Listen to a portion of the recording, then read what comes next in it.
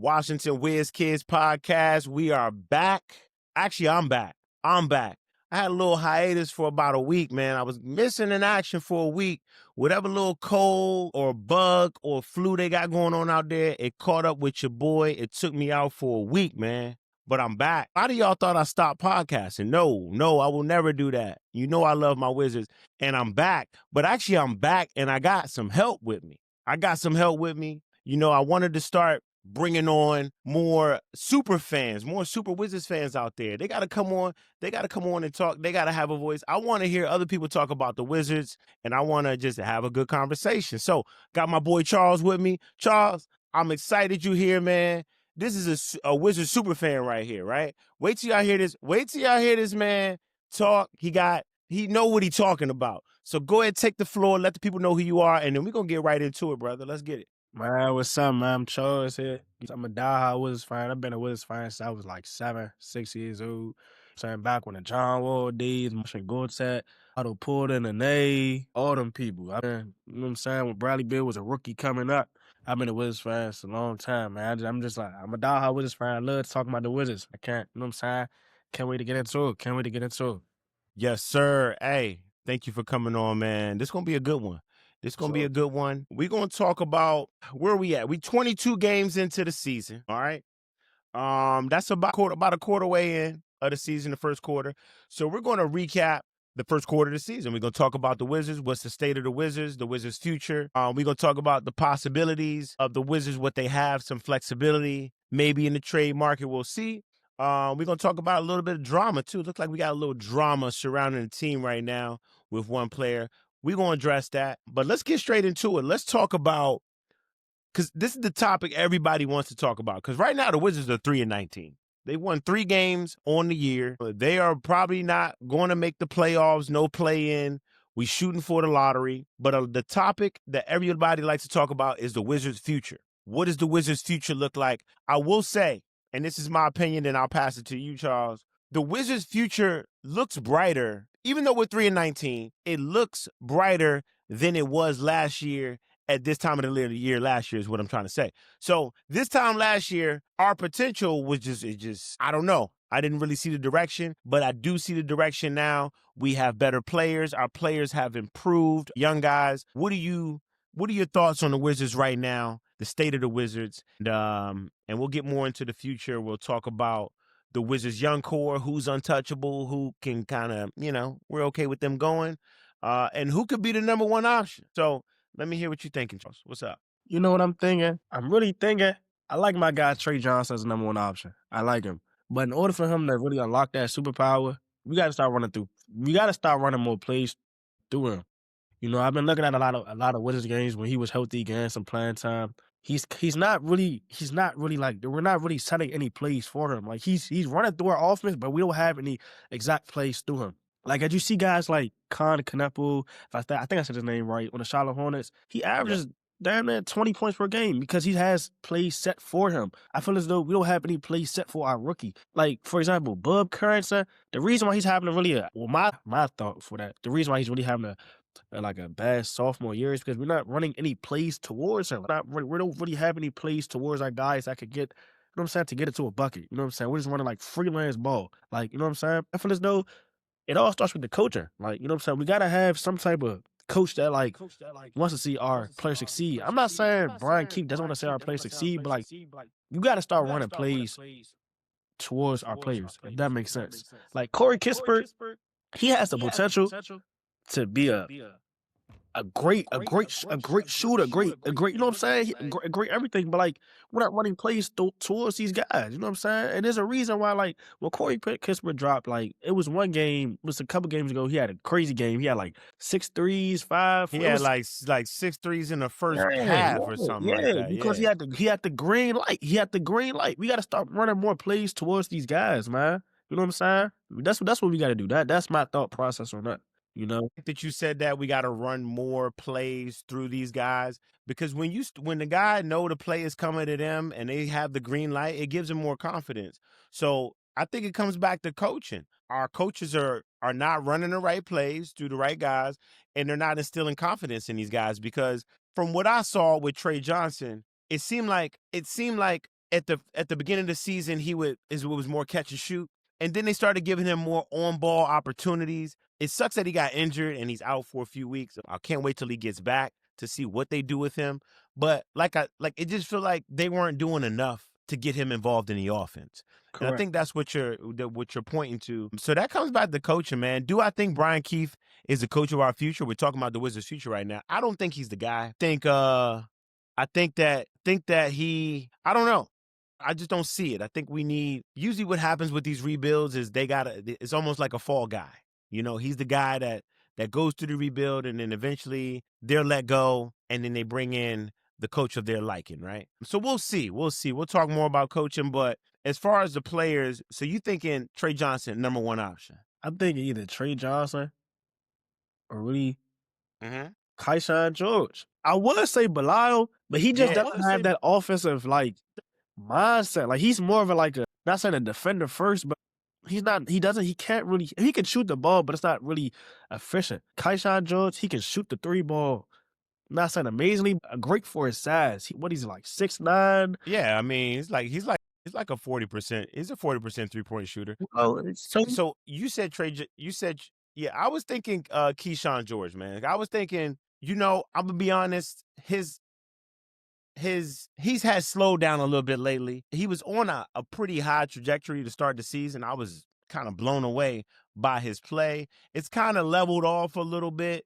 Do I think he's the number one guy? I don't know. I felt like he was going to be the number one guy. I feel like he still has enough time to establish himself as the number one guy. But I think we got some good options here, man. The rookie Tre, Kyshawn George. I don't think Bilal's the number one guy. I think he's more of a complimentary piece, like an OG Awanobi with the Knicks. He's that type of player to me. Okay. We need our Jalen Brunson, right? We need our Anthony Edwards. We need our Luka Doncic. And I'm not saying that we have one of these superstars on our team, or we will, but we need that type of guy commanding, being the number one option, the lead dog on this roster. And I think we narrowed it down to 2 guys, right? Right. 2? But I do, but we got. Yeah. Go ahead. I'm gonna let you. No. I want to hear what you got to say. What you got to say? I'm not gonna lie. Come on. I feel as though if we don't have a number one on our team right now, I feel as though we can go get one. And that number one who I'm thinking about is LaMelo Ball. LaMelo Ball. People might say he's injury prone. Hey, hold on. Wait a second. You're getting a little ahead of yourself. Let me introduce what we're gonna talk about next. That leads us right into the next segment of this conversation that we have. A true Wizards fan to another true Wizards fan. Is we gonna talk about the trade deadline is in February, right? The trade deadline is always right around that All-Star break, right? So we're about what? 2 month and a half, month and some change away from the trade deadline, okay? And the Wizards, I think the Wizards are going to be active at the trade deadline. They've always been active at the trade deadline, right? Even if it's like just bringing in, trading Kyle Kuzma and bringing in a guy like A.J. Johnson to see if he has potential, right? And bringing in Chris Middleton, or trading Jordan Poole to bring in a vet like C.J. McCollum and, bring some vets in, right? So the Wizards front office will be active at the trade deadline. We know that. But let's talk about some targets. So I'm going to let you rehab the floor because you way ahead of your time. You way ahead of your time. I like that. So go ahead and tell us more about what you were talking about a minute and a half ago. Go ahead. You got the floor, bro. So this might be a hot take, but in my eyes, it's not really a hot take. I think what the Wizards should do, I got it in my notes and all that. I think what the Wizards should do, we should trade for LaMelo Ball. And who we're trading for him? I'm not giving up Bud. I'm not giving up George. I'm not giving none of our young players. Who I am giving up is, hear me out, Chris Middleton. Okay. A.J. Johnson, 2 of our 2026 second-round picks, and the 2029 first round. And I know people like, why would they accept that? Why would they accept that? And I know people gonna say that. So I got some reason behind that. I got some logic behind that. So starting off, I was gonna ask you, why would they accept that? I was gonna be one of them people. Hey, I was gonna be one of the people. Why would they accept that? Tell me. Let me cook. Okay, so look. So starting off from the Hornets standpoint, starting off from a Hornet standpoint, bringing in Chris Middleton on your team is a great move. Not only to bring some veteran presence, because the oldest player on your roster is a 35-year-old Mason Plumlee and a 28-year-old Grant Williams. And I'm so sorry, that's just not moving me, to be honest, and that's not really going to help really develop any of your young guys. If the Hornets want to be like a team to like develop people, because they have a lot of young stars, a lot of young potential on the team. You know what I'm saying? And for them to develop, you need veterans who have experience and, like, you know what I'm saying, just have experience of winning. You know what I'm saying, and who was actually good. You know what I'm saying? Mason Plumlee, he might have some experience of winning, but was he good? You know what I'm saying? Grant Williams, yes, he has a ring, but he was good, but he wasn't Chris Middleton good. So hear me out. Hear me out. They need some You know what I'm vets. saying? They need some vets. I hear you. They need some Yeah. bet. Adding Chris, but adding Chris, it also allows guys like Con Knuppel. I think I'm saying his name right, Con Knuppel, who you drafted in the first round, to fully develop. Knuppel, he's averaging 18. He be cooking. He be He cooking. do. And listen, he averages 18, 5, and 3. And adding a veteran who is basically a tremendous 3-and-D guy in his prime, it can help him elevate his game to the next level. It could. And also you're getting two extra second round picks in the 2026 draft. 2026 draft, I ain't gonna lie, they got some dogs. Not only are you getting two extra second round picks, you're getting a 2029 first round pick. And you never know, the Hornets could possibly flip those assets for better players or whatever they want to do. It's their picks. You feel what I'm saying? Then you're also getting a guy like AJ Johnson. AJ Johnson in his 22 games last year, he averaged 9, 2, and 3. You know what I'm saying? I've seen him play in person. I've seen him play. He reminds me of a smaller John Morant. And the only reason why I say that, because he can get to the way he could get to the rim. He's explosive. He's explosive. He's explosive. So adding those, did you have a first round pick in there too? Dude, I got a 2029 first round pick. I got a 2029 first round pick in there. I do. 29. Okay. Look, All right. But look, let me cook. I'm not finished cooking. Let me cook.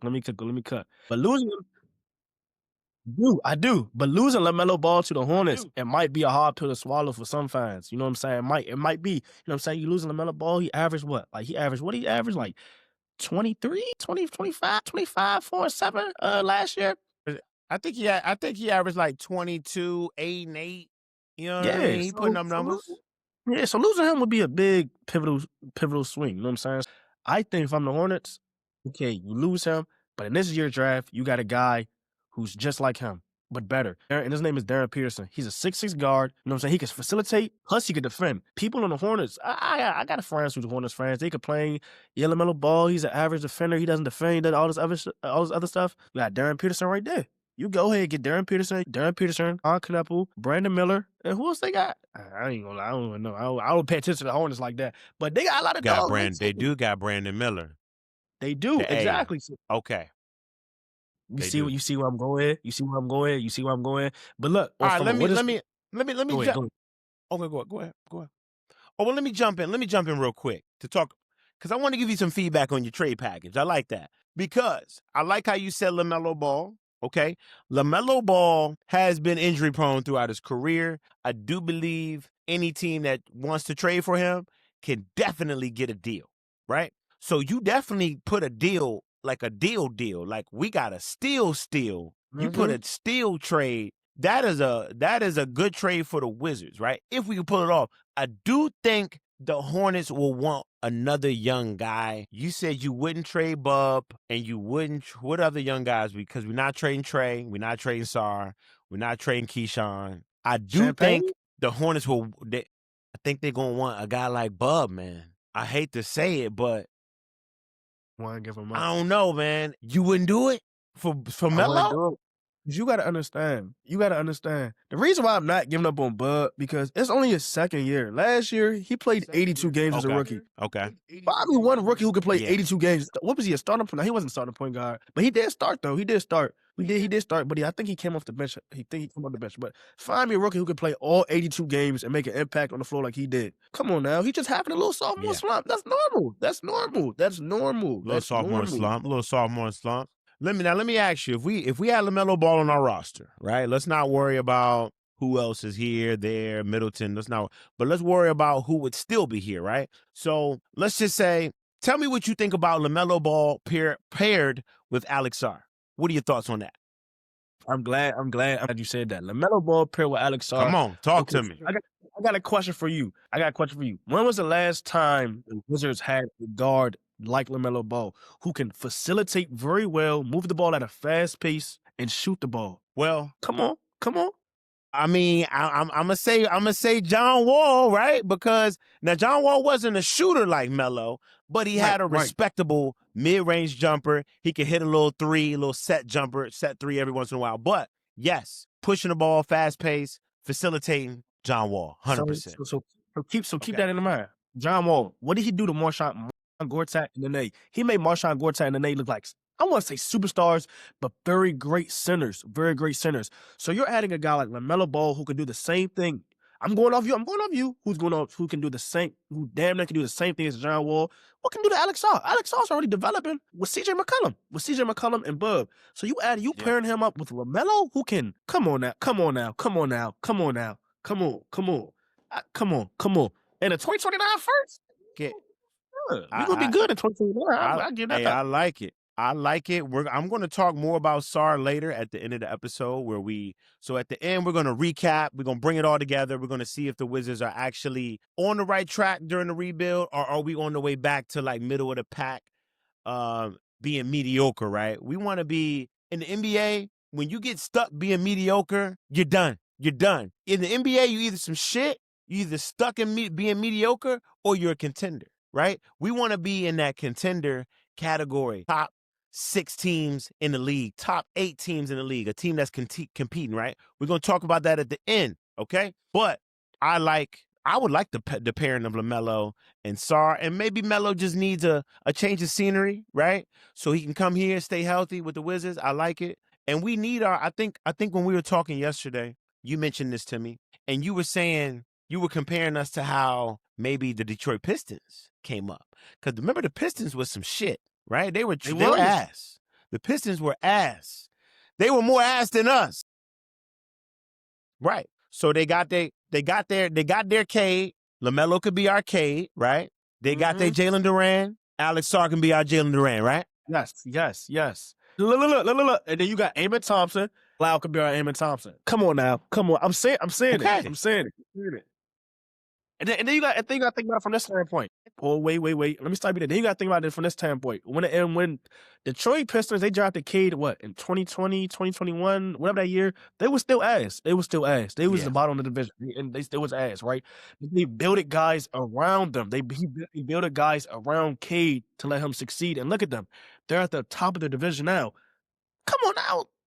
Damn near LaMelo Ball. And then we're going, not only are we trading Chris Middleton away, that's an expiring contract. We have CJ McCollum. He's on the last year of his deal. The only contract that would be like really heavy is LaMelo Ball and Corey Crisper contract. I think LaMelo, he's gonna be like $40 million, and Corey Crisper gonna be like $13 million. Our cap space is gonna be wonderful in the offseason. We can go in the offseason and grab somebody. I don't know who's on the free agency this year, but we can grab somebody that really turn this ship around. I'm not gonna say we're gonna be like the Pistons, but shit, we gonna work our way up there. I like it. So out of the guys that have been in the trade rumors, we talked about LaMelo. Some other guys that were mentioned in trade rumors: Ja Morant, Tre Young, Zion Williamson. Out of those 4, I don't even want to talk about Ja. I don't want to talk about Tre. I don't want to talk about Zion. I don't think they're fits for the Wizards. I think out of those 4, LaMelo Ball would be a better fit. I mean, like if you trade for Zion, that's like buying a Lambo with a flat tire, or probably like 3 flat tires, because he can't stay healthy, right? And we don't need that on our team, okay? We're going to leave him in the garage. He's never going to come out the garage. That's that Lambo. He's never coming out the garage. He's hurt right now. Ja, I would never trade for Ja. Ja doesn't fit with the culture, right? Especially with the whole Gilbert Arenas thing, guns, Ja Morant. No, we can't. We don't want to go back down that road, right? And then I think Tre Young doesn't fit with us, because I think the prototypical point guard today is a bigger point guard, a guy that's 6'4", 6'5", that can handle the physicality getting downhill, that can also defend at the point of contact. And Tre Young doesn't do that. I think any team that trades for Tre Young, they got to have a strong backcourt guy, a guy in the backcourt with him that can defend. that can cover for him. And really, I'm gonna be honest, I don't want that on the Wizards. I want guys that can defend, man, because obviously, our defense is atrocious right now, and we're gonna talk more about that, right? I feel like we got solid defensive pieces, but we need more defensive pieces, and adding a guy like Tre Young, that's not gonna do it, man. So out of those four, I think LaMelo Ball is a solid fit, right? Great fit. He's 6'7". He's 6'7". He's Yeah. tall, Yeah. lengthy. Come on, man. Come on. He I'm can do it telling you, all. LaMelo Ball. He can do it all. Yeah, if we add LaMelo Ball on that team right now, go ahead. I think he'll fit in DC, man. I think he'll love DC. I think he'll fit, man. That's all I wanted to say. Think so? You think he's solid at DC? He'll be solid right here, man. I think he'll be solid. So, for those, we talked about incoming trades. Let's talk about outgoing trades. Are we trading anybody at the deadline? What you think? Realistically speaking, yeah. Can we get value for anybody on the roster? Anybody? I think we can bring some assets back. I think we can. But it's I was thinking CJ McCollum, right? But what you gonna get from CJ? What you gonna get from CJ though? Like, what's your realistically dream trade for CJ? Hey, look, I'm not as good as you coming up with these dream trades, man. You nice with it, but let me think of something real quick. Hold on. Let me think of something. All right, listen. Go ahead. CJ McCollum been cooking. CJ McCollum been cooking, right? He been cooking. He's been playing better. He dropped like what 45, 46 a few nights ago, or not a few nights ago, about a week ago. I feel like he'd be a good fit for a team like the Rockets, right? Fred VanVleet got hurt. They need another guard there. CJ can be on ball, facilitate a little bit. What can we get from the Rockets? I don't know. Maybe they give us a young player and some picks or something. But CJ McCollum's contract is going to expire, so I would like to get something for him, because I don't think he's going to re-sign with us, right? Or what do you think? What do you think? Right. What do you think about that? He not resigning. He not resigning. From CJ, I don't think he's not resigning, dog. Oh, listen. He not resigning. He not resigning. I think teams are going. I think teams are going to call about. People are going to call us about CJ. I think. You think? So, I'm not gonna lie. I don't know though. I don't know.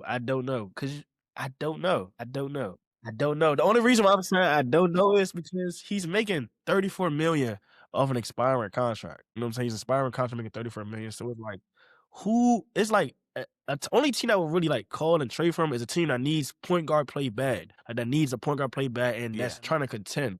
So it's like, or a shooter. Rockets, it's got to be a contender, 100%. Gotta be a contender. So you got the Rockets, and what else? 100%.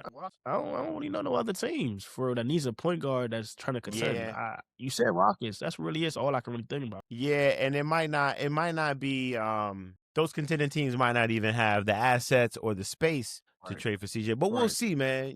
We'll see what we can do. So yeah, we've been talking about the future of the Wizards. We've been talking about who we think the number one option can be. We've been talking about trade candidates, right? Let's move on and let's talk about, I think we got some drama going on with the Wizards right now. And dude, it sucks when the drama is a player that you like, that you're a fan of, and you like his game and you think he can bring a lot to the team. So Cam Whitmore, it was a healthy scratch, has been a healthy scratch.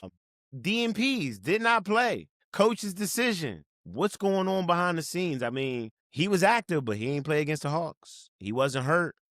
And, Brian Keefe, I'm looking at this quote right here. Brian Keefe said, the Wizards have standards. And he said Cam's got to live up to them. And he refused to get into details, which is good. Okay, what's up? What are the standards, though? Like, really speaking, what are the standards from the Wizards? Like, what is Brian Keefe's standards? Like, what is his standards?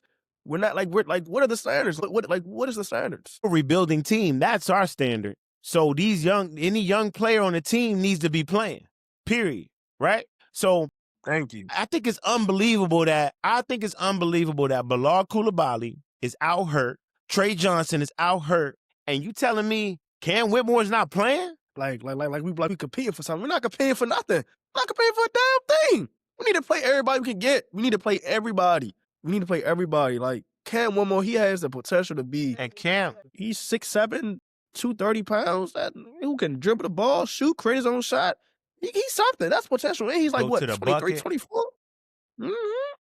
Yeah, man. Yeah, I don't know what's going on. Is it something behind the scenes Did they get into it? Him and Keefe got into it in practice, or did something happen in practice that we don't know about? I don't know, but they need to hash that shit up. Get Cam back on the court, because he already has a dunk highlight tape through the first quarter of the season. I mean, he's caught a lot of bodies, and he's exciting when he get on the court, man. I think he's the perfect, for the Wizards' future, I think he's the perfect sixth man off the bench. Guy come in, get buckets, Lou Williams, J.R. Smith type of guy for the Wizards. He can be that.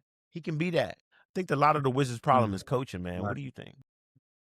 It is coaching. It is coaching. I think next year, well, not next year, in the offseason, we should go out and try to find a new coach. You know, we should find a coach that like wants to see our players win. That's a players coach. That's a players coach. That's pushing our players to strive for excellence. You know, we can't have no laid back coach. We gotta have a coach that's going to like get in our players' ass. You know what I'm saying? Yeah, and I think that we need a more experienced coach. Remember, Keefe was an assistant, only an assistant. His experience has only been an assistant before he was elevated to head coach. Once again, like I said earlier, I think he's more of a stopgap, you know, a scapegoat. You know, Keefe is not going to be the coach taking us to the finals, if that's where we're trying to go, right? We want to win championships in DC. Brian Keefe is not that guy. So we need to find that guy next season, because it's time for us to really, the Wizards' time, their future is, we got 2 years to get this right. We need to be showing some type of promise within the next 2 years, or I hate to say it, Charles, we might just be in that mediocrity level of NBA teams, such as a team like the Atlanta Hawks right now. Where y'all you just right in the middle. You if you're competing to be in the play-in every year, you're mediocre. We don't want that. So we were mediocre. We know what that feels like. What's up? So I got a question for you. If you was a Hawks fan, right? No, say if you was the Hawks GM, are you trading Tre Young when he gets back? 100%. Once he's healthy, he's gone. I'm trading Tre. I'm gonna let Tre play about. Listen. Here we go. Cause look, one of my cousins is a big Hawks fan. I was talking to him about this other day. Tre Young, let Tre play 8 games, show that he's healthy, he can still cook. Trade him, get him out for the highest package possible. Let Jalen Johnson, okay, he been cooking lately. All right. Let Jalen Johnson build the team around him. Let him be the man, rebuild, bring in young players, start over, and build around him. But you don't think he can still be the man with around Tre? You don't gotta build around Tre for him to still be on the team, though. That's my thing. You don't gotta build around Tre. Y'all be forgetting, Tre was a guy. Tre led the Hawks team to deep fight, bro. Tre was going head to head against the Knicks by himself. Why are we disrespecting Tre Young like he's not a guy? I feel as though you keep Tre on that team. You have Tre, Jalen Johnson. You go in the offseason, there was some guys around them 2 people. Bro, you good. Tre Young, you just having a little bad season because injured. You can't, man. I feel as though you keep Tre. You keep Tre. That's just me, though. You keep Tre. We're going, all right. Hey, we agree to disagree. We all got our own opinion. We're going to see. Hopefully he gets back soon. I like that Hawks team. And if Tre can elevate them when he gets back, why not? Let's just see when he get back what happened. We'll see what happens when he get back. So let's go ahead and start talking more about the current identity of the Wizards. All right, we're gonna wrap this up with the current identity. Really we want to know, is this rebuild truly progressing, or is it leading us back to being mediocre? Right. I'll start it off by saying we got one in Alex Sarr. All right. I think Alex Sarr, we hit on that one for sure. And I think he's going to be, every team's got a big 3, your core guys. He's definitely a core guy. Alex Sarr is untradeable. Alex Sarr this season has been one of the best rim protectors this season. Sarr, peep this. Sarr is defending the most shots at the rim per game, 11.3. Defending the most shots at the rim. That's very good. Teams are only shooting 50% at the rim when Sarr can test near the back. That means when you come to the cup, it's a 50-50 chance that you're going to get it off on Sarr. All right? He ain't ducking no smoke. He's going up. You might dunk on my boy. You might dunk on my boy from France, okay? But he's going to be there. He's going to come. He's going to contest you at the rim. All right? Now, if Sarr is an elite rim protector, you got to surround him with more elite defenders. We tried it, and I feel like we're going that way with Bilal. because Bilal is an elite defender. Did you see him about a week ago against Giannis, the game against the Bucks? Nah, He was trapping Giannis, okay? he was. But you know what Yes, he Bilal's was. problem is? Do you know what Bilal's problem is? What is He it? can't stay healthy. Let me know. He can't stay healthy. He can't. He can't. But Listen to this. Tell me what you think it is. Tell me what you think it is. The first year, Bilal's first year, he played 63 games out of 82. I can live with that, okay? The next season, he played 59. He played 59 out of 82 games, year 2. Step back, okay? Year 3, he's played 12 games out of the 22, all right? And he's hurt right now. He's out for a couple of weeks. So that means Bilal might only be playing 40, 50 games this season. Is he got a health injury? Is he injury prone? Is that the label? Is that what's going to be labeled on him? What's going to happen when it's time for him to get an extension? What happens? I think I ain't gonna lie. I think we see past that. I'm gonna tell you why I think we see past that. Oh, it's a guy. He develops a 3-ball. It's game over, bro. It's game over. He can drive. He can attack. I feel as though he get his the next 2 years. He gonna get his handle straight. All you gotta do is develop a 3-ball. He's good. We're not really winning any games right now. So yes, injuries do matter, but like we're not really winning anything right now. So like, does it matter? I mean, it matters, but does it really matter? You feel what I'm saying? I feel as though like when we start contending, then I'll start, you know what I'm saying, really like looking at it that way. But for me, I don't know. I just think his injuries really matter for real. As long as it's not like developing his game any back. You know what I'm saying? Go ahead, you know what I'm saying? Sit out. Sit as long as you want out. Sit as long as you want out. I know. I feel as though I know what Bilal can do. I know how Bilal can produce for the Wizards. You know what I'm saying? I've seen it. Okay. I've seen him. Yep. I've seen him drop like 20 and be a key piece while the Wizards win. We good. You don't want to make that mistake as a team to trade away a player or give up on a player too early just because he got injured or any reasons. You don't want to be that team. You don't want to be that team. Yes, you don't want to be that team. So Wizards I say for sure they have. So I say you just shit. Hey, you want to ride the bench, bro? Ride the bench. You want to get hurt. But when we need you, when we want to contend, hey, snap out of it. Come on, let's go. Lock in. You know what I'm saying? That's my thought process on that. You know what I'm saying? That's my thought process on that. Okay. So do you think the Wizards are headed in the right direction? Yes. I had to think about that one. Yes, I do. Okay. Because when was the last time? I think people do got to think about it. Yeah, because like you gotta really think about it. When was the last time the Wizards had like some potential young guys other than John Wall and Bradley Beal? You gotta think about we have a potential young center. If you would have told us that 5-10 years ago, when was the last time we had a a good young center, bro? Never. We thought we had one in JaVale McGee. You remember that? Yup. But now, yeah, I remember that. I was a little younger though, but I do remember that. I remember stories. I remember that. Yeah, you was a young nigga. Yeah. But now, though, like realistically speaking, though, like we have a good center, we have a good 3, and we got a good 4 with George. Bro, we're straight. After we're just missing that one piece. I'm telling you, we're just missing that one piece. And once we get that one piece, which is LaMelo Ball, hear me out, which is LaMelo Ball. Once we get that one piece, we straight. I'm telling you. Let me ask you this: if we are patient at the trade deadline, do you think our one piece is in the draft next year if we get a top 3 pick? Because realistically speaking, when was the last time somebody from the draft came to a team and really changed that season around just like that, except Victor? Like when? I want you to think about it. When? Because we've been ass and mediocre for so long. We don't have time to keep waiting for these draft picks. We dope. We just like dope. I ain't gonna lie, we just like dope. Like all just like we just like dope. When was the last time we like a high draft pick came to a team and changed around, except Victor? I guess you could say Anthony Edwards, but it's like we're not like we don't. We've been asked for so long. We don't got time for that. No. So no.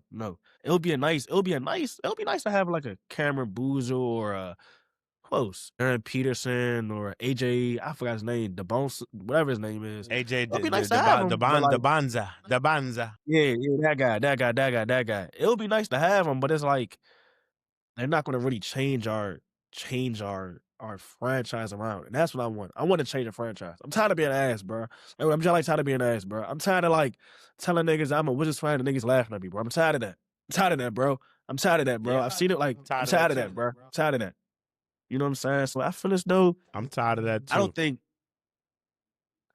think a draft pick, one of those draft picks, can like come and really change the scenery of it. It can help, but like not like do an impact change. All right. Well, you know what? It seems like we're in agreement. The Wizards are heading in the right direction. And I don't think we're wrong. We're not being, biased fans or anything. I've read articles. I've talked to people. I've read articles with experts saying the Wizards do have a bright future. And we do. We do. We heading in the right direction. Yeah, we are 3-19, but we're losing by design, guys. We need to keep our draft pick next year. Draft, maybe trade for a guy like LaMelo Ball or a guy that's going to be our lead dog, our number one option. And the Wizards front office is doing the right things right now. They're doing the right things. And my trust is in the Wizards front office to make the correct decisions. Yeah, I think we good to go, man. I think we good. I'm excited for the rest of the season. See how it goes. I can't wait till Tre Johnson gets healthy, man. I want to see him back on the court. I know you mentioned him earlier. A lot of guys might have forgot about Tre Johnson, but I can't wait till he get back on the court. For sure. Well, I got one last question for you. Derek Queen last night, I think he had 30, 13, and 13. Do you feel as though we took the wrong guy in Tre Johnson? Do you feel as though we should have picked up Derek Queen and paired him aside Alex Sarr, or we good at Tre? That's my question for you. Damn, you put me on the spot with that one. Yo, I ain't gonna lie. Derek would look nice with us and Sarr, because Sarr can hit threes, man. And then Queen would be like facilitating. Oh man, like they can run pick and roll together too. Like that would have been a nice pairing. And he played at Maryland. It would have been like, I ain't gonna lie, it would have been perfect, man. I hate to say it, but I like it now that I'm thinking about it. I just didn't know I didn't know he was going to be that nice. I didn't know he was going to be like that. Yeah. I didn't know he was going to be hooping like that. Right? But, yeah, that was a great question. Damn, you got me with that one. Yeah. Yeah. Nah, I be just thinking. I just be thinking, bro. I just be thinking. Yeah, man. Well, look. Hey, Charles, man, I appreciate you coming on the channel. I got to get you back on. Let's do a game recap before the year's over. Maybe a game in like a few weeks. We'll get back on. We'll watch the game. I mean, we're real Wizards fans. We watch the whole game. Blowout, don't matter. We watching it. We'll get on. We'll recap. Hopefully it's a win. Hopefully the game that we pick and recap is a win. And I can go out on the balcony, give them a woo, wake up my neighbors, let them know the Wizards won. You can let everybody where you at, let them know the Wizards won. So hopefully it's a win, man. I hope so. But hey, grateful for having you. Thank you for coming. Tell the people one last time more about you. You got the floor. Go ahead. Yeah, man. So again, bro, my name is Charles Chisholm to be exact. You can find me on Instagram at One Little Charles. I don't really got that much stuff on my gram right now, but I will. I will soon, you know what I'm saying? This is what I love to do. I love talking about sports. I love debating with people too. I love debating with motherfuckers. So like, you can find me on there. I will be posting content real soon. So yeah, I appreciate my man Fred for even having me. You know what I'm saying? He ain't have to have me, but he had me on here. You know what I'm saying? He ain't had to have me, but he had me on here. So I do appreciate my man Fred for even giving me the opportunity for even coming on here and just, you know what I'm saying? Just talking. Yup, just talking, man, just rapping. So, just forever, you already know. Washington Wiz Kids, we out. Charles, have a good one, brother. All right, bro.